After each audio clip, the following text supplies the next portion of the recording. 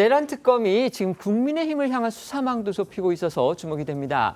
내란 방조 등의 혐의로 국민의힘의 원내대표였던 추경호 의원 그리고 당 중진인 나경원 의원이 수사 선상에 오를 것이다. 이런 관측이 나오고 있는 건데요. 내란 특검이 최근에 추 전 원내대표 고발 사건을 공수처로부터 넘겨받은 사실도 뒤늦게 알려졌습니다. 그렇습니다. 이 비상계엄 선포 당시에 이 국민의힘 원내대표였던 추경호 의원은 이 계엄 선포 직후 이 국민의힘 의원총회 장소를 국회에서 당사로 바꿨는데요. 이에 대해서 한 시민단체가 이 국민의힘 의원들이 계엄 해제 표결에 참석하지 못하도록 방해한 것이라면서 추 전 원내대표를 내란 방조 혐의 등으로 공수처에 고발을 했습니다. 이어 공수처가 지난 말 이 해당 사건을 내란 특검으로 이첩한 사실이 확인이 된 건데요.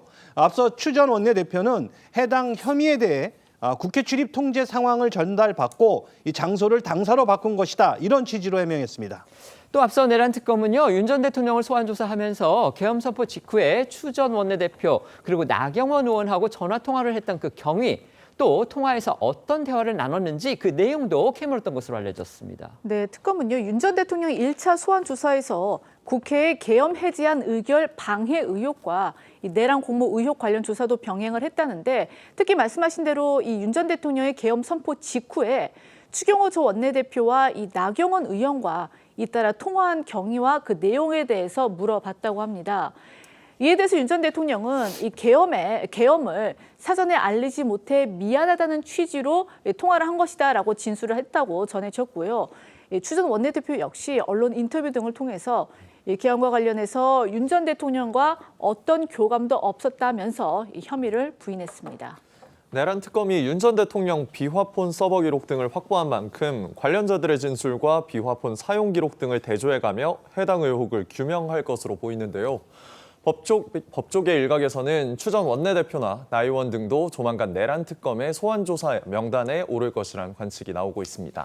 내란 특검이 윤석열 정부 대통령실 관계자 그리고 당시의 국무위원들을 줄 소환한 데 이어서 수사 범위를 국민의힘 인사들로도 확대할 것이다. 이런 관측이 지금 나오고 있는 겁니다.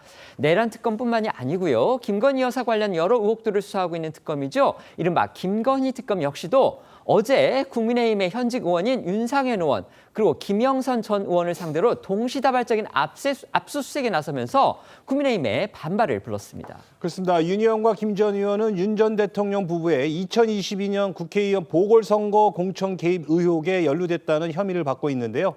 김건희 특검은 어제 윤 의원의 국회 사무실과 또 김 전 의원 자택 등에 수사관을 보내 관련 자료 등을 확보했고요. 이 자료 분석이 끝나는 대로 윤 전 대통령 부부가 공천에 외압을 행사했는지 집중적으로 파헤칠 것으로 보입니다. 어제 압수수색 모습 보고 또 김건희 특검 측 목소리도 이어 들어보겠습니다. 압수수색 마치신 건가요? 압수수색 자료 확보하셨을지요?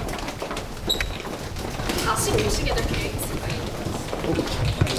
그동안 공천 거래, 부당한 선거 개입과 관련한 많은 의혹이 장기간 제기되어 온 만큼 신속하게 사건의 진상을 규명할 필요가 있다고 판단하고 오늘 압수수색을 실시하게 된 것입니다. 저희도 앞서 전해드린 적이 있죠. 김건희 특검은 이제 출범 직후에 이른바 양평 고속도로 특혜 의혹 이것과 관련해서 원희룡 전 국토부 장관 또 양평이 지역구인 국민의힘의 김선교 의원을 출국 금지 조치하기도 했습니다. 국민의힘을 향한 특검 수사가 이렇게 본격화하는 모양새인데요. 당사자들은 물론이고 국민의힘의 지도부도 이건 정치 보복성 수사다 이렇게 강하게 반발하고 나섰습니다. 그렇죠. 이 김건희 특검은 김 여사 일가가 연루된 서울 양평고속도로 이 노선 변경 특혜 의혹도 조사 중인데요. 관련해 이 원희룡 전 장관과 양평군시 출신인 이 김성교 의원을 출국 금지 조치하기도 했습니다. 또 두 사람의 이 소환 시기를 저울질하고 있는 것으로 알려졌는데, 다만 김성교 의원은요, 이틀 전이죠, 이 기자회견을 열고 즉각 관련 혐의를 전면 부인하면서 이건 야당 탄압이자 수준 낮은 정치 보복이다 이렇게 목소리를 높였습니다. 송원석 비대위원장 역시 어제 기자들과 만난 자리에서 국민의힘 인사들을 향하고 있는 전방위적인 특검 수사에 대해서 강하게 비판을 했고요. 이재명 정부와 민주당에 권력 남용, 과잉 수사, 정치 보복을 하지 말라라고 촉구했습니다. 들어보시겠습니다. 이미 경찰에서 충실하게 수사가 다 끝난 상황으로 알고 있는데 지금 와서 다시 압수수색을 강행하는 것은 전형적인 정치 보복에 해당이 된다고 봅니다. 권력 남용하지 마시고 과잉 수사하지 마시고 정치 보복 하지 마십시오. 하지만 민주당은 국회로 국민의힘 의원들의 체포 동의안이 온다면 즉시 통과시키겠다 이러면서 특검 수사를 환영하는 모양새입니다.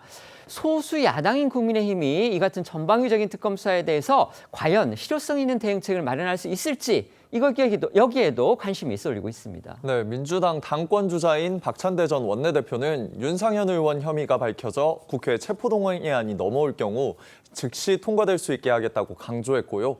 김용민 의원 역시 체포동의안을 국회로 보내주는 족족 동의하겠다고 목소리를 높였는데요. 국회의원 체포동의안 요건은 재적의원 과반 출석에 출석의원 과반 찬성이면 가결되기 때문에 과반 의석을 점하고 있는 거대 여당 단독으로도 가결하는 데 무리가 없습니다. 그렇기 때문에 소수 야당인 국민의힘 입장은 난처할 수밖에 없습니다. 잠시 뒤 오후 3시부터 열리는 이 긴급 의총에서 이 청문 전국 대응과 함께 특검 수사 대응 방안도 논의할 예정입니다. 다만 이 특검 수사가 정치 보복성이 강하다는데 이 공감대 정도만 형성됐을 뿐 구체적으로 어떤 식으로 대응할지에 대해서는 뚜렷한 묘수를 찾지 못하고 있는 분위기인데요. 김용태 전 비대위원장이나 또 당권 주자인 조경태 의원처럼 이 구주리와 각을 세우고 있는 이 세신파들이 특검 수사를 정치 보복으로 볼 수 없다며 또 다른 목소리를 내고 있는 것도 부담으로 작용하고 있습니다. 내란 특검 그리고 이른바 김건희 특검의 수사가 전방위적으로 국민의힘을 향하고 있다 이런 지적이 많습니다. 거대 여당에서는요 국민의힘 의원들에 대한 체포 동의안이 나오면 족족 통과시키겠다 이러면서 지금 특검 수사를 독려하고 있는 그런 상황인 걸로 또 보입니다. 그런데 아시다시피 국민의힘 소수 야당이죠. 당 차원의 대응책이 지금 마땅치 않아 보이고요. 심지어 국민의힘 내부에서는 이런 특검 수사를 겨냥해서 이거 당연한 수사일 수도 있다. 이게 어떻게 보면 국민의힘의 인적 쇄신을 앞당기는 그런 긍정적인 요인이 될 수도 있다. 이런 평가까지 쇄신파를 중심으로 나오고 있습니다. 어떻게 보십니까?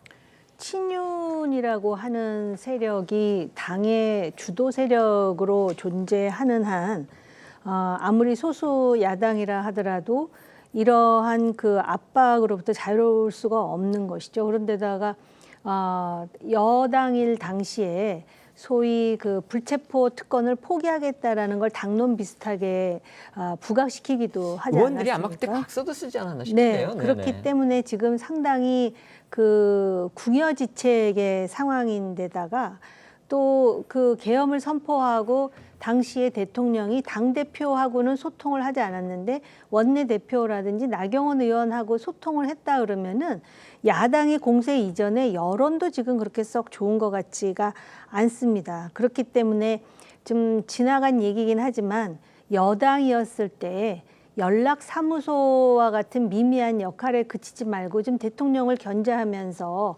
그 쓴소리를 했었어야 되는 게 아닌가라는 그러한 그 비판에서 자유로울 수가 없고요. 이런 상황이라면 오히려 선제적으로 당이 개혁과 혁신하는 모습을 보여주면서 일단 여론을 타야 되는데 여론이 냉랭하다라는 점에서 정말 외로운 국민의 힘이 되었다라고 생각이 듭니다. 네.